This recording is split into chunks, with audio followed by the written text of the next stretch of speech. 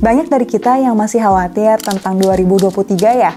Entah karena katanya resesi lah, PHK, ekonomi hancur dan gelap. Tapi yang membuat kita gagal ya kalau kita tuh nggak bersiap-siap dan nggak membuat rencana. Jadi daripada takut, mending kita bersiap-siap dengan 5 ide side income untuk menyambut any opportunity di 2023 ini.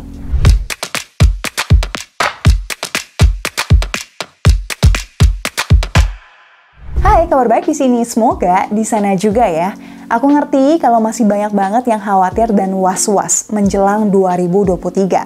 Satu video penjelasan di sini aku buat emang nggak bakal tenangin semua ketakutanmu, tapi daripada takut yang nggak berujung, mending kita itu bersiap-siap sebisa kita. Nah, salah satu tips dari aku kan explore side jobs, biar kita tuh selalu siap kapanpun badai PHK, amit-amit nyampe ke hidup kita. So, di video ini aku bakal bahas 5 side income yang hampir nggak bermodal dan mudah untuk dicoba, bahkan oleh mahasiswa sekalipun. Nah, jadi kemarin tuh aku sempat bikin Q&A box ya di Instagram aku, dan ini adalah 5 side income yang paling banyak dijawab dan menurut aku menarik untuk kalian explore. Yang pertama, affiliate e-commerce. Nah, jangan mikir yang negatif dulu hanya karena kasus afiliator binary option di awal tahun ini. Terlepas dari itu semua, sebenarnya affiliate marketing tuh strategi jualan yang legal dan sah-sah aja. Sistemnya tuh mirip sama referral, di mana kita tuh bantu jualin produk orang dan dapat komisi atau persentase dari harga barangnya. Dari cerita-cerita netizen yang masuk, ada yang dapat 50-100 jutaan per bulan dari TikTok Shop affiliate. Ini tergantung FYP video katanya. Ada juga yang temennya dapat 100 jutaan per bulan dari TikTok Shop affiliate juga. Ada juga yang dapat 150 jutaan, dan selain di TikTok, banyak juga yang jadi affiliate di Shopee. Ada yang bisa bersih 2 digit per bulan katanya, dan ada juga yang up to 100 jutaan per bulan. Well, sebenarnya aku lumayan kaget ya, karena belum pernah dengar langsung tentang kerjaan ini. Makanya aku coba browse dan riset, di mana sebenarnya ada banyak e-commerce yang pakai sistem affiliate marketing ini. Tapi yang paling banyak dijalanin sama orang tuh kayaknya TikTok, Shopee, dan Tokopedia sih ya. Jadi kalau kita lihat yang racun TikTok, racun Shopee, nah ini nih, kalau kita klik link keranjang kuning di TikTok mereka dan kita beli, mereka tuh bakal dapat komisi yang beda-beda. Nah, kita coba lihat yang affiliate TikTok Shop ini ya. Di sini kita tuh bisa lihat bahwa beda-beda ya komisi dari tiap tokonya. Range-nya itu sekitar 5-15% dari harga barangnya.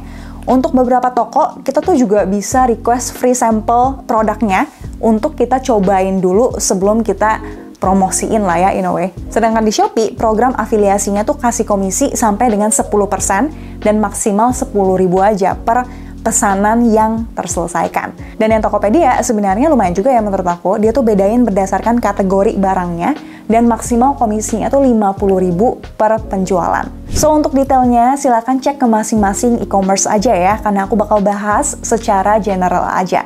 Nah, sekarang coba kita hitung ya, mesti jual berapa barang buat kita bisa dapat income 10 juta aja. Anggaplah kita dapat komisi rata-rata tuh 5.000 per produk. Karena produk yang banyak terjual tuh mostly yang harga per produknya rendah dan masuk ke semua golongan. Jadi, untuk dapat 10 juta aja, berarti kita butuh 10 juta bagi 5.000 sama dengan 2.000 produk yang terjual dalam sebulan. Nah, 2.000 produk ini mungkin wow banyak banget ya. Tapi biasanya affiliate gitu kan dia taruh link untuk banyak produk ya. Misal ada 20 produk, berarti tiap produk tuh kejual 100 pieces lah ya dalam sebulan. Ini menurut aku lebih make sense ya. Nah, kalau kita mau dapetin 100 juta per bulan, berarti kita tuh mesti jual masing-masing 1.000 produk untuk 20 jenis barang yang berbeda. Lumayan challenging ya menurut aku, tapi bukan nggak mungkin. Nah, mungkin ada yang mikir, kalau bisa jual sebanyak itu, mending kita bikin produk sendiri dan jualan sendiri aja nggak sih? Ngapain jual barang orang? Aku mau bilang bahwa hey, tidak segampang itu. Bikin produk sendiri tuh butuh modal, sedangkan kalau jadi affiliate tuh ya modalnya dalam bentuk konten atau connection ke grup-grup Facebook, WhatsApp, atau komunitas tertentu.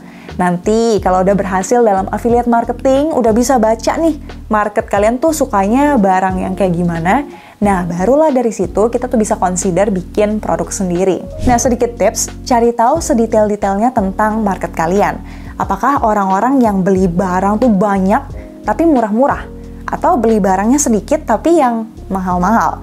Menurut aku sih affiliate ini tuh lebih cocok untuk barang yang murah, yang dibeli banyak, sering, dan oleh banyak orang. Jadi kalau jual kamera atau barang-barang yang harganya jutaan, definitely menurut aku bakal lebih susah ya di sistem affiliate ini. Ide side income yang kedua, jadi translator atau subtitler, yang kerjanya tuh translate script, tulisan, video, atau bahkan bikin subtitle buat film Netflix kesayangan kamu. Aku sendiri ya pernah hire jasa tuh bikin subtitle bahasa Indonesia di website freelance waktu itu di Fastwork. Harganya tuh mulai dari 6-10 ribu per menit. Nah kalau kita bisa bahasa Inggris dan Mandarin, harganya bisa lebih mahal lagi dan market kita tuh jadi lebih luas. Nah aku coba bacain ya cerita-cerita netizen yang masuk. Ada yang jadi translator Chinese Indonesia dapat 20 juta per bulan. Ada juga yang dapat 12-13 jutaan per bulan. Ada yang jasa translate, uji statistik, dan kawan-kawan sekitar 20-30 per bulan. Ya, ini mungkin income-nya dari macam-macam sumber ya. Ada juga yang jadi subtitlernya Netflix dapat up to 50 juta per bulan.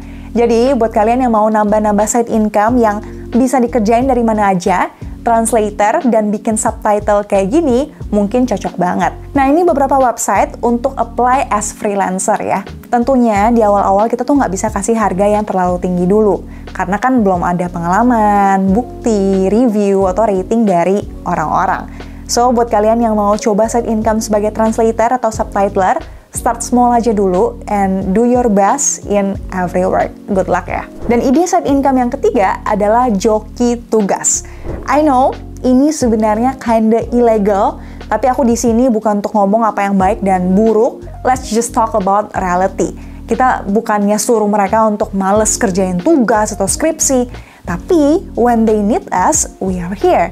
Aku tahu ini kontroversial, sangat bisa diperdebatkan. Jadi kalau kamu nggak setuju ya boleh silakan skip aja. Karena realitanya banyak yang butuh dengan berbagai alasan dan tujuan. Bahkan ya dari cerita-cerita netizen banyak banget profesor dan dosen yang malah jadi klien joki ini. By the way, kalau ada yang belum pernah denger joki itu apa nggak tahu, basically kita tuh dibayar untuk ngerjain tugas orang itu. Entah skripsi, tugas, atau ujian. Dan uangnya ternyata lumayan. Dari joki tugas anak sekolahan, iseng-iseng promo di Telegram, sehari bisa dapat 500 ribu kalau rame. Ada juga yang setahun dapat 20 juta.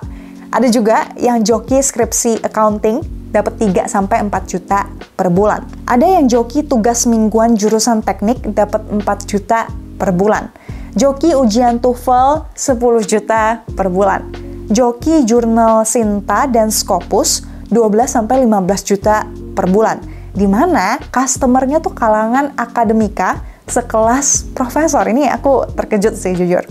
Sampai ada yang joki tesis tuh 30 juta per tesis, dan yang nawarin tuh dosennya sendiri.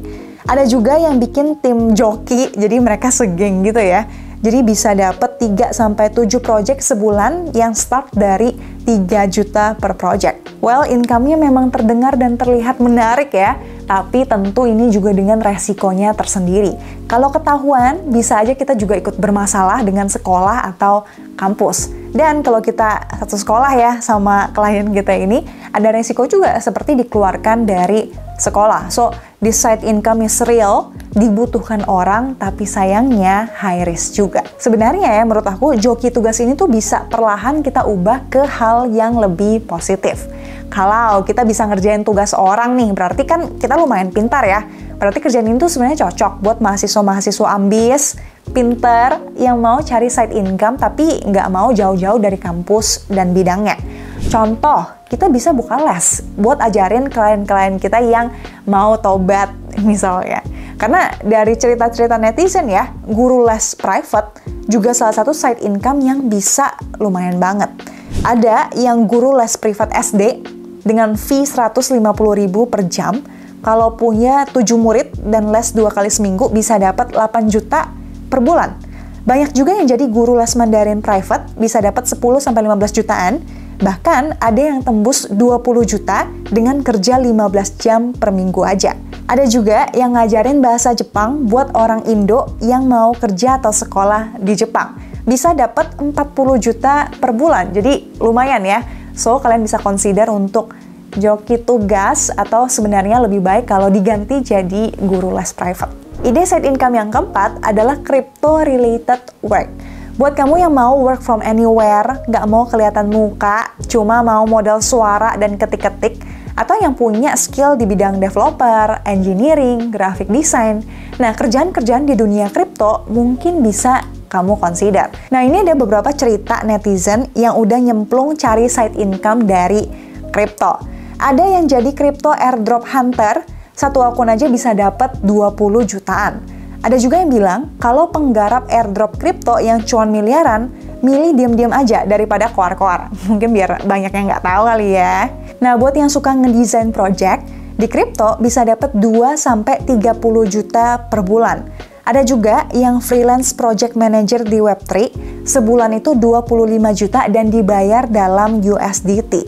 Banyak juga yang jadi moderator atau community manager di Discord atau Twitter, biasanya bisa dapat 20-40 juta per bulan. Ada juga yang dapat 100 juta per bulan. Wow, jujur ini aku terkejut ya. Bener nggak sih ini? Coba kalian boleh komen di bawah ya. Nah, yang developer ada yang cerita, blockchain engineering tuh bisa 3-4 digit sebulan, artinya bisa 1 miliaran ya. Kerjaannya tuh remote dan carinya di cryptocurrencyjobs.co. Well, jujur aku nggak tahu sih apakah semua cerita ini benar atau enggak. Tapi emang pas tinggi-tingginya dunia kripto tuh ya bisa menghasilkan banyak uang secara cepat gitu. Bahkan aku pernah bikin video ya tentang anak SMA yang bisa dapat 160 juta dengan modal 14 juta dalam 1 bulan aja dari NFT yang aku pernah bikin di video ini. Tapi ya waktu itu memang pas kripto dan NFT tuh lagi tinggi-tingginya. Sekarang kan lagi agak turun ya. Jadi buat kalian yang masih nyari side income dari dunia kripto, komen dong gimana kabarnya kerjaan-kerjaan di dunia kripto sekarang. Bantu komen di bawah ya. Nah, yang kelima, aku bacain beberapa profesi yang unik, bisa dilakuin banyak orang dan modal sekecil mungkin ya. Ada agen asuransi. Dari cerita-cerita netizen, ada yang bisa 2-3 juta per bulan. Bahkan ada yang 50, 100, atau bahkan di atas 500 juta. Tapi tentunya ini semua butuh effort dan perjuangan juga ya. Ada juga yang dropshipper Tokopedia, income-nya 100-150 juta per bulan, hanya tamatan SMA dan berawal dari iseng-iseng. Ada juga yang jadi tukang pijit, bisa dapat 10 juta per bulan. Ini lebih modal tenaga ya, sama beli minyak-minyaknya aja sih. Ada juga yang just tip barang-barang luar negeri, branded stuff atau sneakers, bisa dapat 10-100 jutaan per bulan. Mereka ini nggak harus traveling atau sengaja ke luar negeri untuk belanja ya. Mereka bisa pengiriman aja katanya. Selain itu, ada juga agen properti yang dapatnya bisa lumayan kalau punya barang dan koneksi yang pas. Tentunya nggak mudah ya, apalagi kondisi ekonomi seperti ini dan modal bensin juga ya untuk showing unit di mana-mana gitu kan kalau agen properti. Well, itu dia lebih dari 5 side income yang bisa kalian coba dan explore untuk menyambut 2023 yang kita nggak tahu bakal gimana ya. It's always better untuk punya banyak sumber income dan nggak terlalu bergantung dari satu sumber aja. Kalau kamu juga ada ide side income yang lain, please banget komen di bawah ya, biar kita bisa sama-sama belajar. Menurut aku, nggak ada pekerjaan yang gampang yang ngehasilin uang gede. Karena kalau gampang mah semua orang juga bisa ngelakuin kan. Jadi semua yang ngehasilin income gede, tuh pasti punya perjuangan dan pengorbanannya masing-masing. Aku percaya semua kerjaan tuh sebenarnya bisa menghasilkan income yang optimal, gede, kalau kita bisa jadi orang yang beda dan sulit tergantikan di industri itu. So, semangat kerja keras buat kita semua. Best luck, thank you for watching, see you in the next video, and bye-bye!